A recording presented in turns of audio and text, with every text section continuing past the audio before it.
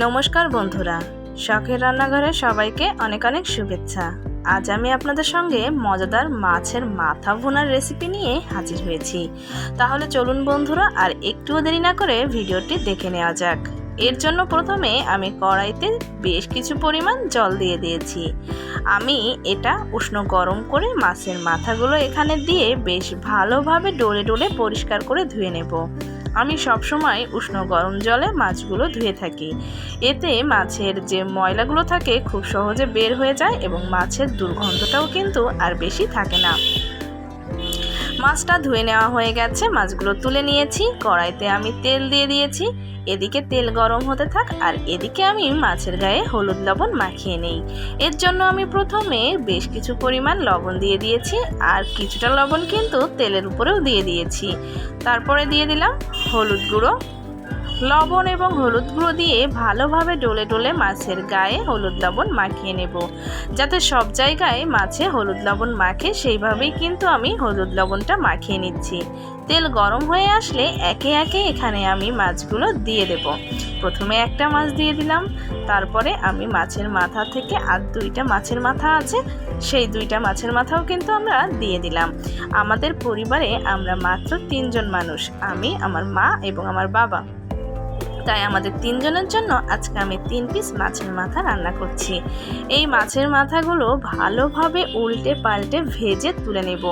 এমনভাবে ভাজতে হবে যাতে সব জায়গায় খুব সুন্দরভাবে ভাজা হয়ে যায় এবং মাছের মাথাগুলো বেশ লাল লাল হয়। আর খুবই মিডিয়াম আছে আমাদের ভাজতে হবে। হাই হিটে ভাজলে কিন্তু উপরটা পুড়ে যাবে, কিন্তু ভেতরটা একটুও ঠিকঠাকভাবে ভাজা হবে না। আমি মাছটাকে ভালোভাবে ভেজে তুলে নিচ্ছি।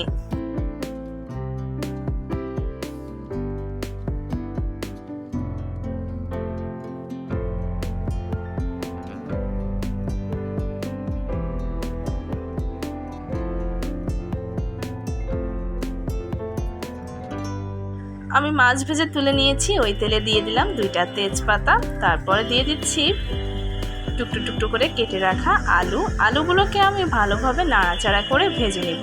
যেহেতু আমার তেলটা অনেক বেশি গরম ছিল, তাই আমি আগে আলুগুলোই দিয়ে দিয়েছি। তারপর দিয়ে দিচ্ছি সামান্য পরিমাণ পেঁয়াজ কুচি।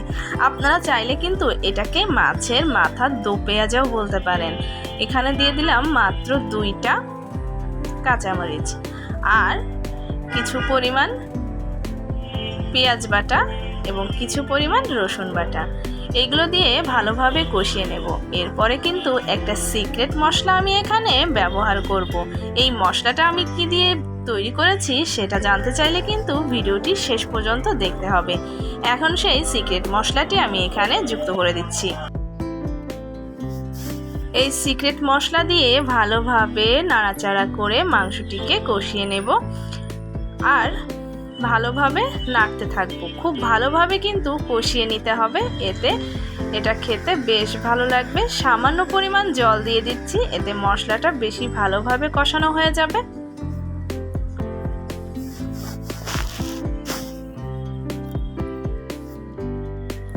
এ পর্যায়ে দিব পরিমাণ মতো লবণ এবং পরিমাণ মতো হলুদ গুঁড়ো।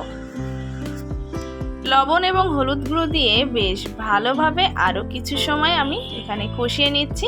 তেল ছেড়ে দিলে এখানে আমি মাছের মাথাগুলো কিন্তু দিয়ে দিব। আপনারা কেউ কি আন্দাজ করতে পারেন এই মশলাটার ভেতরে কি কি আছে?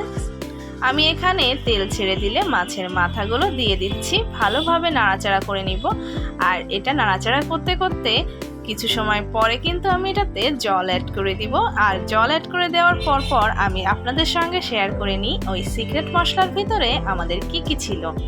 সিক্রেট মশলার মধ্যে আছে নারকেল বাটা, টক দই, জিরা, গোলমরিচ, শুকনা মরিচ, আদা, সব কিছু আমি একসঙ্গে দিয়ে খুবই ভালো একটি পেস্ট তৈরি করে নিয়েছি।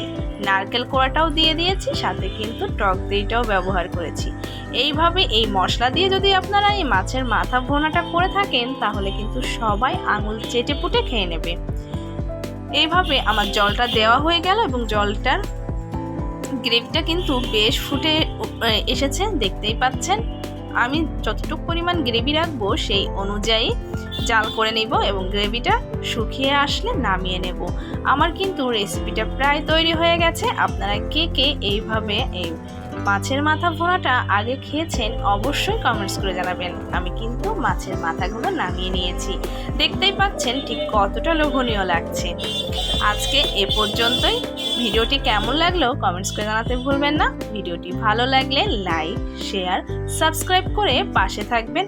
আর এরকম সুন্দর সুন্দর ইউনিক রেসিপি দেখার জন্য আমার সাথেই থাকবেন। আমি সব সময় চেষ্টা করে থাকি আপনাদের সঙ্গে খুবই মজার এবং খুবই সহজ উপকরণ দিয়ে এই সুন্দর সুন্দর রেসিপিগুলো শেয়ার করার।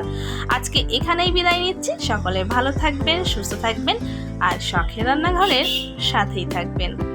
টাটা।